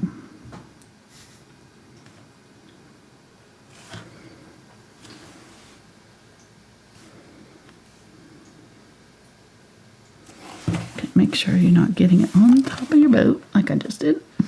And also people are saying in the comments that, some of the pens that you use could also be used to draw these in instead of painting them with a brush. Oh, for sure. For sure. Just do not, under any circumstances, use a Sharpie. No, don't use a Sharpie. This is very, there's no rules in painting other than don't use a Sharpie. Don't use a Sharpie? Well, only because they fade. So they're not light fast. So just, they're waterproof, so you can varnish over them, no problem. Everything, they're fine. I used them a lot with my kids' class until I realized that the paintings that we had done were starting to fade. Like you set them out in the sun and they're going to fade. So you definitely don't want to spend all this time on it and then have all these lines disappear on you after a couple of years. But then it would really be a ghost ship. That's true. As it starts to fade away.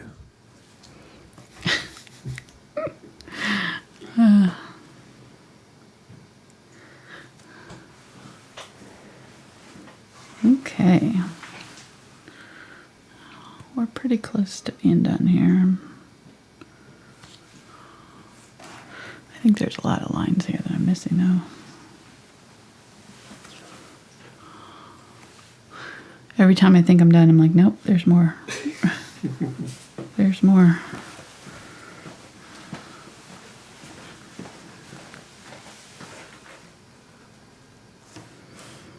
What are you doing? Trying to figure out what that is. Oh, what is? That. It's a buoy or something coming out into the water. Our friend Dave thinks it's a tugboat. Oh, could be. Yeah.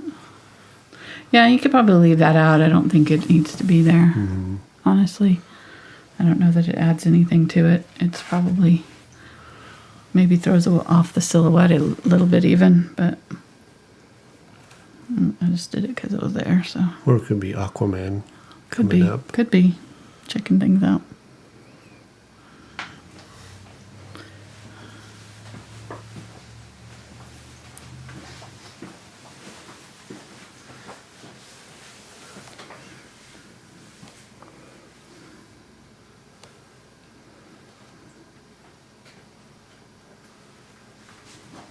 I'm doing those sails in like a light blue gray here to add a little bit of the blue to my color here.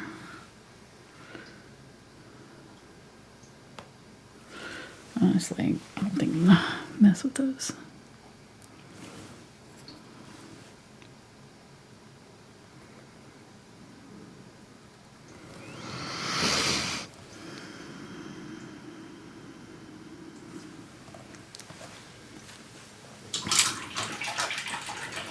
Did I get them all? I don't know. I don't know.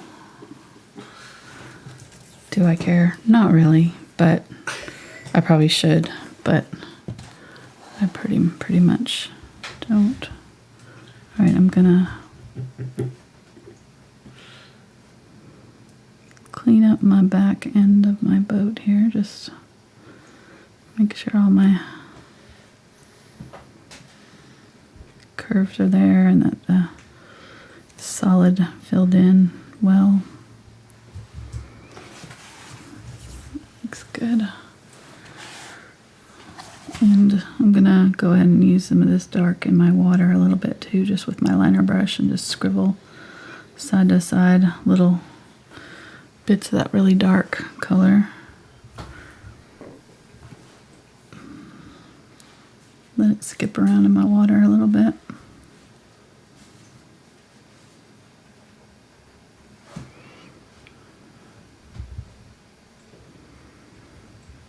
I got my angle off a little bit right there, so I'm just going to clean that up. Make sure it's following that same angle of the rest of the water.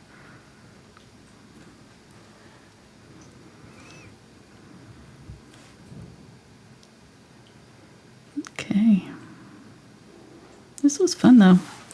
I really like how the colors in the water. I think that's my favorite part, honestly.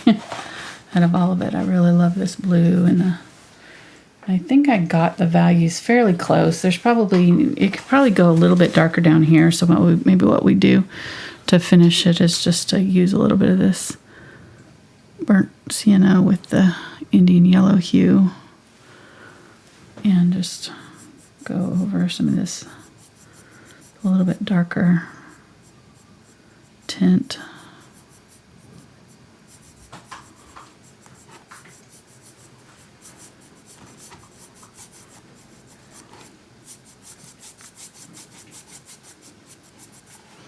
I'm going to come in over the yellow just a little bit with the edge of my brush, adding little ripples to the water.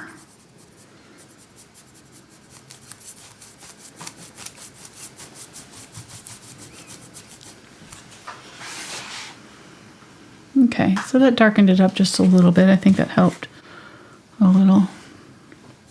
Let me do a little bit darker over here.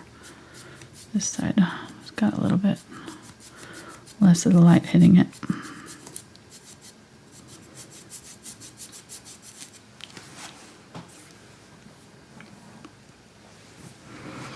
I'm going to use a little bit of the Ultramarine Blue with the burnt sienna yellow, a little bit of Quinacridone Magenta just to make it a little bit purpley. Use that very faintly. Darken up some of these lines in here.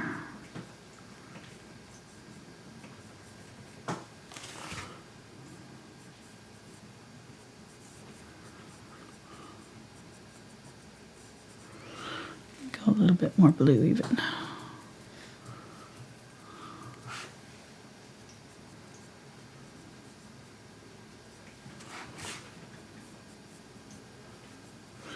And then add some white to that. So I've got that light blue color. Let's just use that light blue.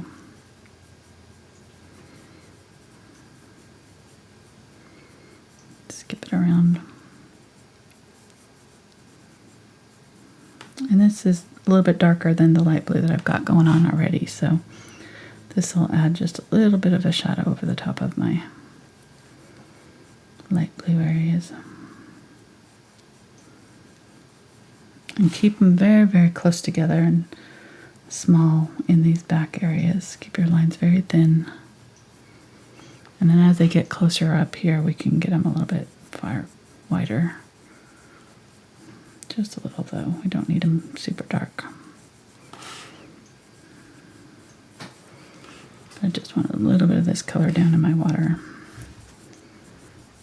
Down here. Got a question about tracing paper. Okay. They said that they've been using a black or white tracing paper. Uh-huh. And he says it doesn't seem to dissolve. Okay. Is it okay to use? Yeah, it's fine. If you need it to dissolve, like if you've got an area where it's showing after you paint, which you can use as a bleach wipes. It's pencil marks. So it's the same for, if you were to draw on your canvas with a pencil, you'd have to use bleach pen or bleach wipes, not pen. I said that. Bleach wipes to get it off of your canvas. Okay. And I might use the slightest little touch of it up in my sky too. Just dust it here and there. A cloud. Just to unify the sky and the water here.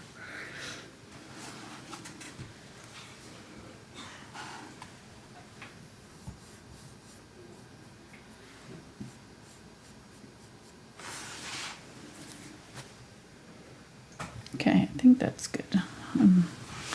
If you need to, you can go back over. Mine's pretty good. I don't think I'm going to mess with it, but if you need to, you can go back over your yellow area there. I am going to use the tip of this brush, though, and add just little faint ripples in that water area. Even over that yellow area, there's like little ripples of that blue. So just add little bits of it.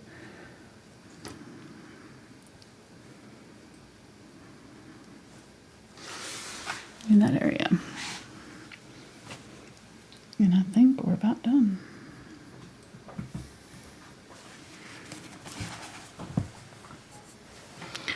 Add a little bit more white here and just do a little bit of the light highlight too with the blue.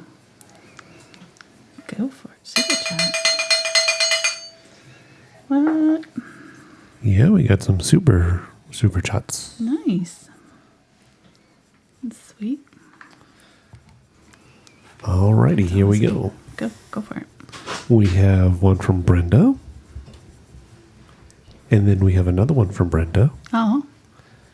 And then we had a message from Brenda which said, well, Stickman and Angela, I'll be sending you guys a card and a check.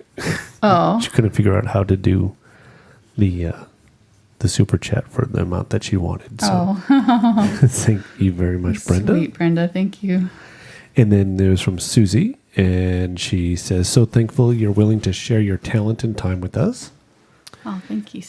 What, Susie? Susie, yeah. Oh, thank you. And then Patty says, love your tutorials. Thank you, Patty. And John says, thank you both for sharing with us so much fun. Oh. So thank you. Y'all are awesome. Thank you. To John and Patty and to Susie and to Brenda.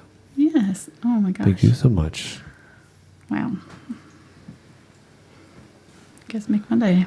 That's awesome. The dog heard the bell, so he's thinking that he knows. Over. He's knocking at the door. He's like, I know. So we'll remind everybody that here we're towards the end of the month of March in 2021, but we'd remind everybody that over at patreon.com/angelfineart, traceables are available, bonus content in different levels. Check it out. And we always do warn people that they bill by the calendar month. Right. So if you're watching us live today, they'll bill you today if you sign up, and then they'll bill you again on April 1st. Right. So just be mindful of that. Yeah, if you don't want to have to pay twice, just wait till March 1st to sign up. April 1st. April 1st, sorry. Right. Yeah, April 1st to sign up. But if you're watching this in the future sometime, then of course, check your calendar whenever that is. And so the prices that we quote are the current prices today. $2, Right. $5, $10, all kinds of different exciting stuff. Yeah, and our schedule is out now. So if you want to check that out, we're going to post it tomorrow everywhere on my social media, but it's already posted on YouTube and Crowdcast. So if you want to go see what we're going to be painting next month, you can check that out. And also thankfulart.com. You can sign up for our newsletter, which they got a sneak peek. My newsletter always kind of gets the info ahead of everybody else. So if you want to sign up, we can just, if you're interested in what we're doing, go ahead and check that out on thankfulart.com. There is a pop-up. So wait for the pop-up, and it's a duck video. It gives you a free link to the bonus video from a couple of years ago that we did of the Mandarin duck. So it gives you a taste of what we do on Patreon, and as well as gets you signed up for our newsletter. And then I promise we don't spam you. We just send you one email a week, once a week, just to let you know what we're doing painting that week. So nothing spammy, I promise. I forgot this little flag here. Put it in. So yeah, that's we have all kinds of fun stuff coming up. I'm looking forward to April. I try to go more colorful this month. For some reason, I must have been still in the winter mood, because I had a lot of dark paintings. This is like the most colorful one we've done all month. Everything was very dark. So next month we're doing lots of pink and bright colors. So it'll be fun. So anyhow, go ahead and take that off there, hon, so they can see the painting. Thanks. All right, there we go. Hope you enjoyed it. Thanks for watching, and we will be back on. We're not coming back next Tuesday because I'm getting some dental work done on Monday, and I'm not sure what I'm going to be feeling like. So I did not schedule anything for Tuesday, because just in case. Just didn't want to have to cancel. It's like, I might as well just not do it. So we're going to be back next Saturday. So that'll be our next video. So I hope you guys join us for that, and have a great week. We'll see you then. Bye.